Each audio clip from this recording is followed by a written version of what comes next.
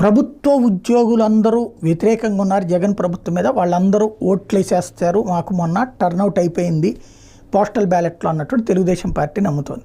అదే సందర్భంలో నిన్నటి ఎన్నికల్లో వాళ్ళందరూ కలిసి పూర్తిగా రిగ్గింగ్లు చేసేస్తారు, బూత్ క్యాప్చరింగ్లు చేసేస్తారు, దానికి సహకరిస్తారు అన్నటువంటి ఒక భావనని కూడా జనంలోకి తీసుకెళ్లారు.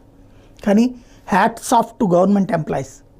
ఏ ఒక్కళ్ళు గాడి తప్పల, ఏ ఒక్కళ్ళు దారి తప్పల, ఓటర్ చేత దొంగ ఓటు వేయించే ప్రయత్నం చేయలేదు, లేదా ఓటర్ని ప్రలోభ పెట్టే ప్రయత్నం చేయలే, లేదా ఓటర్ని మోసం చేసే ప్రయత్నం చేయలే. బాధ్యతాయుతంగానే ఉన్నారు. ఆ మధ్యన కొంతమంది ఉద్యోగ నాయకులు చెప్పినట్టున్నారు, పోలింగ్ బూత్లో వచ్చేటువంటి ముసలోళ్ళకి ఏది ఓటు వేయాలో అర్థం కాక గుర్తుల గురించి ఇబ్బంది పడుతున్నప్పుడు నేనే 12 ఓట్లు వేయించానని ఎవరో అప్పట్లో చెప్పినట్టు గుర్తు, పోలీస్ కానిస్టేబుల్లో ఎవరో కొంతమంది చెప్పినట్టు గుర్తు. అట్లాంటిది ఈ దఫా